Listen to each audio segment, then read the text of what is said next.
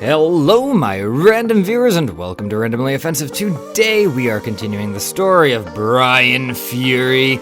And if you have not seen the last 4 videos, they will be linked at the tippy top of this video if you want to click on him and check them out. Just in case you have not seen them, then that is fine with me. That way this all makes sense to you. They'll be up there in chronological order that I have posted them.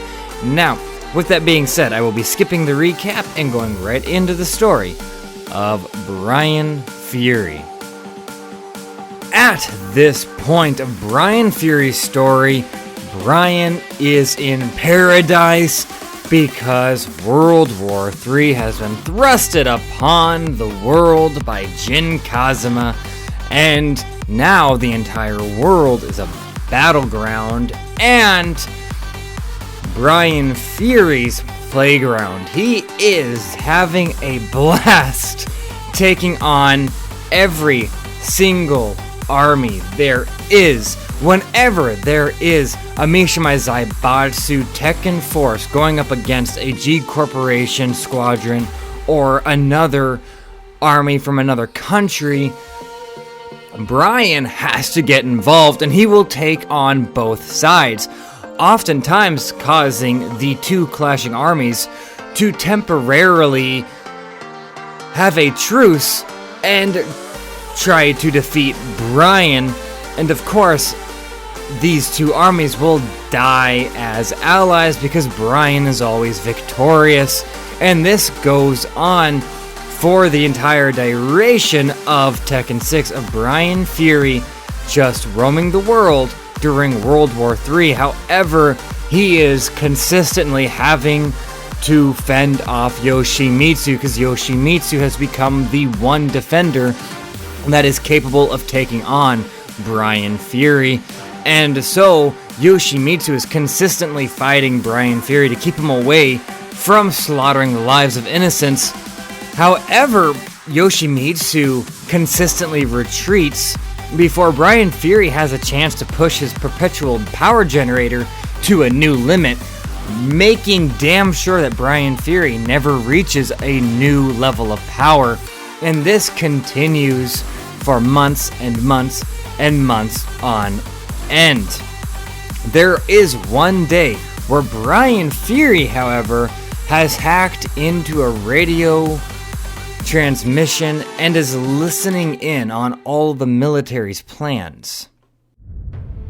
Bryan Fury is surfing through transmission after transmission, frequency through frequency, as he's surfing through all these strategic conversations between world leaders and militaries, armies conversing. He stumbles upon a phone call through his radio between a man and a woman. And before he has a chance to just keep surfing, the man's voice catches him off guard. And so Bryan looks at the radio, not believing his own ears, as this voice reminds him so much of someone that should no longer be. This voice is so familiar. And as this voice talks to the woman, they are conversing about a scheme, a strategy. And as the familiar voice talks about how he has played Jin Kazuma and has set up a trap with Jin Kazuma, Lars, Raven, talks about the location of Azazel and is talking about all the schemes. Bryan cannot get it out of his head how this voice is something that he is hearing right now. How is it that he's hearing this voice? And finally, the woman on the phone asks the voice, "What are your plans? What is your motivation? What do you have to gain out of all of this?" And Bryan listens in for the response, and the voice says, "Do not worry about it. I am whatever I want to be, wherever I am needed." And that is when Bryan's eyes are practically bulging out of his skull and his teeth are grinding. How are you still alive? I watched you die, he says as he falls to his knees trying to figure out how Lee is still alive. And so Bryan gets up and immediately marches to the mansion of Lee. Bryan stands at the front door of Lee's mansion. As it rains down on Bryan, he stares at the building, the mansion with the dark windows, not a light turned on.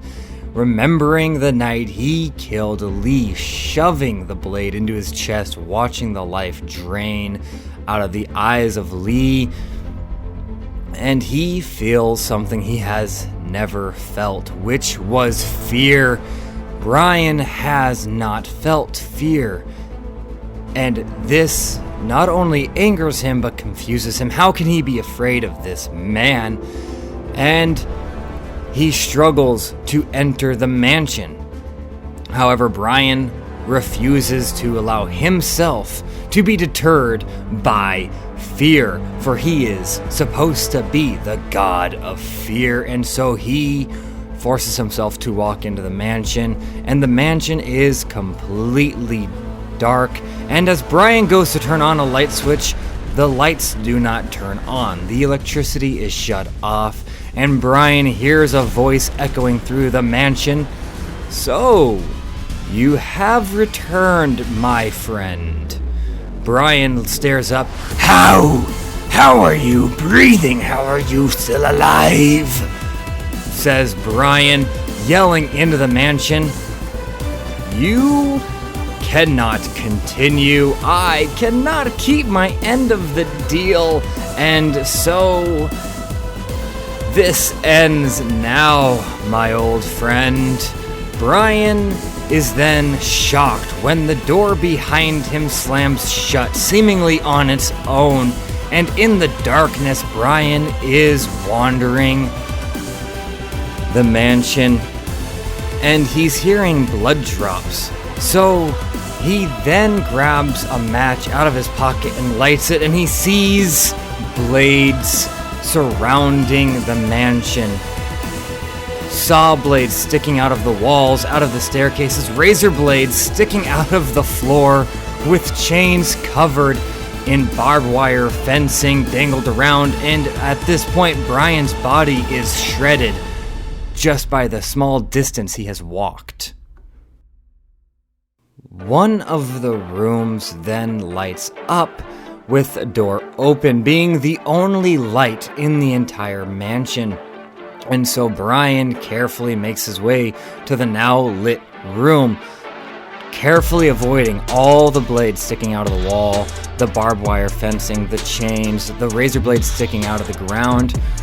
And as he gets to the room, the door shuts behind him, and this room is just like the rest of the mansion, but far, far worse, with bladed chains dangling from the ceiling, saw blades sticking out of the walls, and holes are in the ground. Small, about 6-inch by 6-inch holes are in the ground. As Bryan looks down, giant spikes come thrusting out of the ground, impaling Bryan in every part of his body, as Bryan is now hoisted in the air, slowly sliding down these spikes, with his blood dripping down. And then the spikes come thrashing back down, slamming Bryan against the ground, and so Bryan quickly stands back up. "Show yourself, Lee," he says, and a voice responds from seemingly nowhere, from Lee. "I will not be showing myself to you, not today, not tonight. And when I do, you will fear me," says Lee. "This ends tonight, Bryan. Your tyranny, your reign of terror will be no more, and you will learn what a monster really is," says Lee, now more sinister than ever. And Bryan stares up at all the chains and blades. "You think this will scare me? I can't feel pain. I can't even die," he says. "Wrong," says Lee. "You can die. Yoshimitsu killed you once before because he was able to outsmart you. What do you think will happen when you're going up against a genius? And so a chain comes out of the wall, wrapping around Bryan's arm, digging into his flesh, and then the chain pulls Bryan against the wall as the chain pulls Bryan's arm through the same hole that the chain came out of. Bryan is pulling and pulling and pulling, trying to get this chain to let go of him, and the skin on Bryan's arm is starting to tear, and finally Bryan feels himself falling backwards as he finally released himself from the chain, and as he hits the ground, he sees blood spurting in the air, and as he looks to where his arm's supposed to be, his arm was torn off completely and was sucked into the wall of Lee's mansion. Bryan once again stands up. "You are a dead man. You were a corpse buried 10 feet into the ground," he says. And Lee responds, still being nothing more than an echoing voice. "That is where you are wrong, Bryan. I am whatever I want to be, wherever I am needed." "Oh, that's such an annoying saying," says Bryan. A TV then is displayed on the wall. As Bryan looks up, it is a recording of his body deteriorating from his defeat by Yoshimitsu. Another TV appears on the wall of his defeat by Kazuha, and then another of his defeat by Paul Phoenix, and then another of him right now. And more TVs are coming up, showing people's hopes are growing, showing people's fear of Bryan on the news, turning into brags about how Kazuha and Paul Phoenix had defeated him, and talking about how there is hope. Lee then, still echoing through the air, "You are no longer a monster. You are no longer feared, and when you die, no one will remember you." Bryan tries to escape the room using nothing but brute force as he tries to break down the walls of the room. However, they have been reinforced with a metal that Bryan cannot take down. And so Bryan sits in the corner of the room, and chains wrap around him, keeping him hostage in the corner. And now he is watching the recordings over and over and over again of him dying by the hands of Yoshimitsu, of him being beaten by Paul Phoenix, of him being beaten by Kazuha Mishima, and he watches his life play out in the form of the news broadcasts as they start being in fear of Bryan, and then slowly turn into hope and turn into slanders, talking about how Bryan is no one to be afraid of, and that the world does not have to fear Bryan, and that they have a chance of defeating him. Having to watch all of these recordings over and over and over again for hours have broken Bryan mentally. They have weakened his pride. They have lowered his ego. He sits in the corner wrapped in chains as a broken man. And that is when a needle slowly comes out of the wall on a metal stick, slowly getting closer and closer to Bryan. And Bryan begins to yell, "What is this? What are you going to do to me?" he says. But now there are no response from Lee. The air is silent, and all that fills Bryan's eardrums are the recordings of his defeats. And the needle is now only inches away from his skin, and as the syringe injects a fluid into Bryan, he is convinced that it is the same poison that caused his body to degenerate all those years ago. However, he is then sucked into a void, And as he wakes, he is in nothing but darkness. Nothing but blackness surrounds him. And he stares at the ogre. The ogre is looking at him, and the ogre, for the first time, speaks to Bryan. I entered your body because you were the strongest, but now,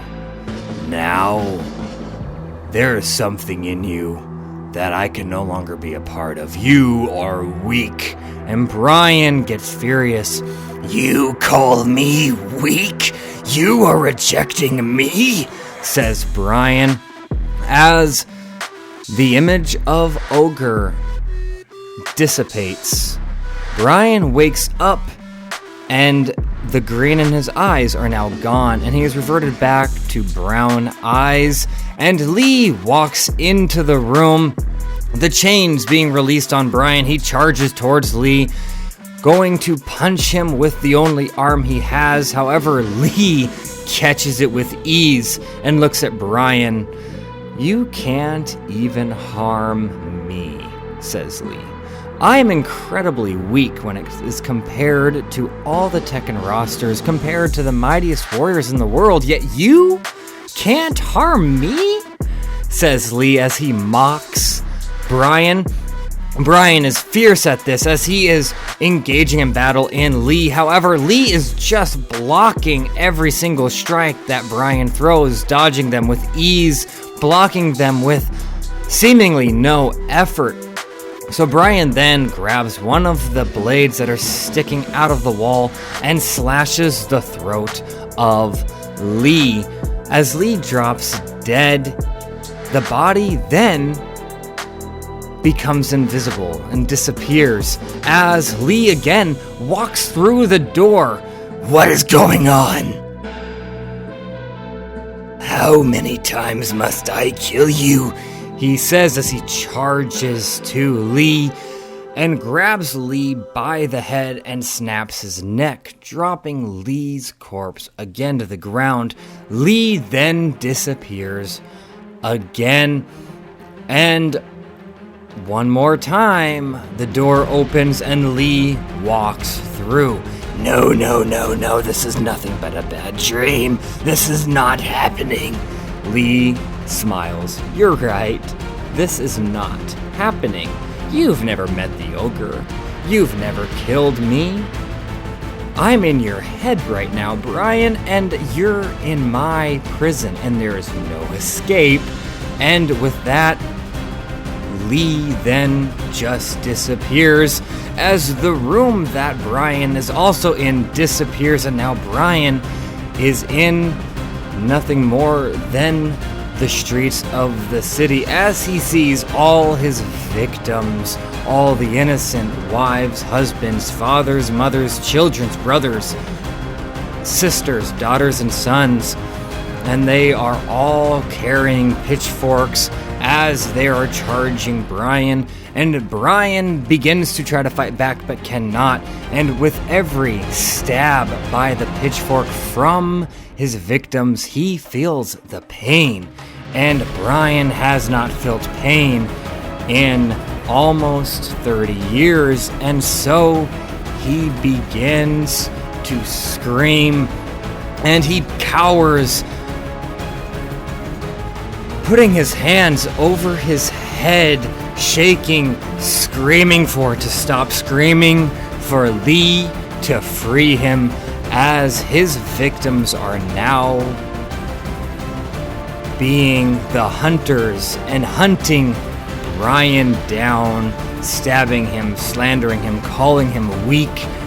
Bryan then looks up, and he is in the middle of a desert as the sun is causing him to sweat and causing his body to rot. Release me, Lee, says Bryan, but there is no response. There's nothing. He is wandering this desert as the sun is causing his body to slowly rot away from the heat. It then turns into nothing but coldness as the desert morphs into a winter wasteland, and it is now dark with the sun no longer being there but the moon shining on him instead. And as Bryan walks the cold winter wasteland, he feels the ground begin to shake, and a shadow is casted over him. As he looks behind him, it is Yoshimitsu, but 20 foot tall, as he hovers over Bryan. And Yoshimitsu brings the blade down towards Bryan. Bryan covers his face, now screaming, as the blade goes through the majority of Bryan's body. Bryan then, when opening his eyes, is standing in front of an army of Lei Wulongs firing at Bryan. So Bryan begins to run, and as he's running, the land he is in continuously morphs from a different part of the world, as he is constantly facing armies of Yoshimitsu, armies of Lei Wulongs, army of Paul Phoenix's army of Kazuas, with them mocking him and slandering him, calling him weak, pathetic trash. And finally he falls to his knees and says, "Alright, Lee, you've won. You've beaten me." And that is when Lee walks towards Bryan Fury. "I've won," you say. "So does that mean I've broken you?" And Bryan nods, and Lee looks at him now with a very demonic face. No, you're not broken yet," he says. And so now Bryan's body is being torn apart, and his organs are being torn out of his stomach, his heart being torn out of his chest, his eyeballs being plucked out of his skull by seemingly nothing. And Bryan is praying that this torture ends, waiting for this torture to end, as voices are consistently calling him weak, pathetic trash. And finally, Bryan wakes up on a hospital bed covered in sweat, and the arm he had lost is back, but now in a bionic form, with Lee sitting comfortably on a chair across from him, sipping on a cocktail. Lee, seeing that Bryan has woken up, stands up and walks towards Bryan. And as he reaches his hand out towards Bryan, Bryan begins to panic, batting the hand away, using his hands to cover his face, and freaking out and panicking like an abused puppy, like a little frightened child, telling Lee to get away. "Now, get away from me, kiddo, don't touch me," he says, as he is now falling off the bed and cowering into the corner. So Lee stands up. "You may leave, Bryan, and don't you ever kill another soul. Don't you ever come back into my sight. If I see you again, I swear to God, I will tear you from limb to limb. And what was that you said to me so many years ago? Break every bone in your body," he says towards Bryan. And so Bryan quickly runs out of the mansion, and for the duration of Tekken 7, he does continue engaging in battles amongst the Tekken rosters, but leaves them alive, including Yoshimitsu. He battles Yoshimitsu and finally beats the ninja, but refuses to kill him, for the words of Lee have settled in his brain. And so Lee calls Heihachi, and Heihachi answers. "What do you want, Lee? I'm a little busy," he says. "Well, I wanted you to know I've done it." "Done what?" "I have beaten Bryan Fury." Heihachi smiles at this. "What do you want? Fatherly compassion? And I tell you you're a good boy?" "No, I just wanted to tell you that I've done it." Lee hangs up the phone, and Heihachi smiles.